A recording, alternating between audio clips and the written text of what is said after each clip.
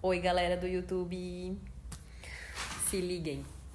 Aqui eu tô repostando as coisas que eu posto lá no meu Melhores Amigos do Instagram. Esses dias eu tava comentando sobre espiritualidade, o que a maconha tem a ver com a espiritualidade, pra mim, pelo menos, como eu enxergo ela e muitas outras pessoas também enxergam. E daí eu tava cozinhando, tava fumando um. Inclusive, estou. Apagou? Peraí. Fica aí.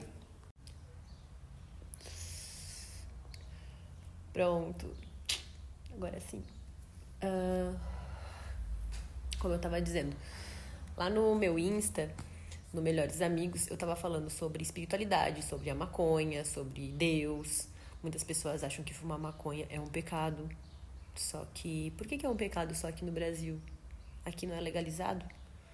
Em outros lugares não é um pecado? Nos lugares que são legalizados? O pecado é o excesso. O que é o excesso? Então, o fulano fuma pouquinho, ele tá certo, e eu que fumo bastante, tô errado. Não, não é o excesso em relação ao outro. É o excesso em relação a si próprio. Você tá usufruindo de algo e isso está te trazendo benefícios ou simplesmente não está te prejudicando. Isso tá ok. Agora, você tá usando algo em excesso e isso aí tá te prejudicando, tá prejudicando alguns aspectos da tua vida, daí já não. A ideia é ser consciente. É isso que as pessoas parecem que não perceberam ainda. Elas não perceberam justamente porque elas estão inconscientes. Ou estão com o seu subconsciente tomando conta das coisas por elas. Então, a moral de ter consciência é o quê? É não deixar ser dominado. Você está consciente das coisas que estão acontecendo. Isso aqui está querendo me dominar ou está me dominando. Eu não permito, eu me domino, eu me controlo, eu me governo, eu que sou o guia disso. A minha mente consciente é que é o guia dessas coisas. Eu não posso deixar outras coisas me guiarem. Eu tenho que me guiar. E quem me guia é a minha consciência. Qual consciência? O que é consciência? Consciência é você ter equilíbrio. E esse equilíbrio, esse equilíbrio, que no caso eu tô demonstrando que é consciência, porque que o equilíbrio é consciência, que é o que eu tô tentando explicar.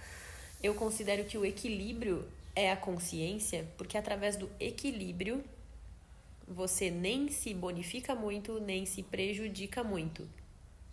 Que na verdade os dois extremos são prejudiciais. Se você se prejudica muito, isso não vai te deixar legal, vai te causar um impacto. Mas se você se beneficia muito, se bonifica muito, extrapola, isso também vai te prejudicar, porque isso aí vai tirar a tua atenção. Sem atenção, você não vai conseguir ver as coisas do jeito que elas são. Então isso aqui pode estar te distraindo. E você não vê as coisas do jeito que elas são, a realidade delas. Isso aqui que está te prejudicando também vai impedir você de ver as coisas como elas são. Só que daí agora porque você vai estar distraído. Você vai estar distraído de outra forma porque você vai estar no caos. Então, o oposto do equilíbrio é o caos. Quando a gente está no caos, a gente não está consciente. A gente está no modo sobrevivência. Então, sair do caos, buscar o equilíbrio, faz com que a gente saia do modo sobrevivência e fique agora vivendo num estado melhor, mais pleno. Mais pleno é até uma hipérbole, como falar mais melhor. A plenitude já é o auge, então agora estamos plenos. Ou melhor do que estávamos. Porque no equilíbrio você consegue ver as coisas exatamente como elas são, sem distorcer as coisas e tomar as melhores atitudes, tomar as atitudes certas. Se você não vê as coisas do jeito que são, provavelmente você vai tomar atitudes erradas em relação àquilo. Mas nem era sobre isso que eu vim falar. O que eu vim dizer é que lá nos meus melhores amigos, eu tava falando um pouco, jogando curiosidades lá, para quem quisesse ler, os meus amigos, quem tá lá quisesse saciar suas curiosidades. E eu tava falando sobre o que a maconha tem a ver com Deus. Deus e maconha combinam? Não combinam? Por que é um pecado? O pecado é o excesso? Foi aí que eu comecei a falar aquilo lá. Mas pra não me desviar de novo. O que eu tava mostrando lá é que eu tava fumando enquanto eu cozinhava e preparava a comida da minha semana. E enquanto eu fazia essas coisas, eu tinha ligado aqui na minha TV um Bob pra escutar, um Bob Marley. E o Bob Marley também é maconheiro, mas ele é gospel. Bob Marley é gospel. Aceita que dói menos. Eu também não curto muito essa palavra gospel. Eu acho que... Por que tem que ter um rótulo? Tem músicas que falam de Deus e não são gospel. Tem músicas que falam de Deus e são gospel. O gospel eu acho que tá além do que é de Deus. Ele tá... O intuito do gospel talvez não seja nem o Deus. O intuito do gospel é deixar mais fechado um gênero específico para quem tem alguma religião ou uma religiosidade, digamos assim. Quem é da religião evangélica ou quem é da religião católica, se escolher a seleção de pasta música gospel, não vai ter errada, não vai correr o risco de ter uma outra música ali no meio, entendeu? Daí ali dentro daquele gênero, daquela pasta música gospel, provavelmente vai ter vários ritmos de música gospel, vai ter samba, vai ter rock gospel, vai ter MPB, enfim.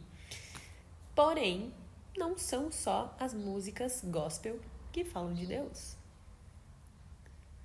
Vários outros cantores que não estão dentro dessa bolha gospel também falam.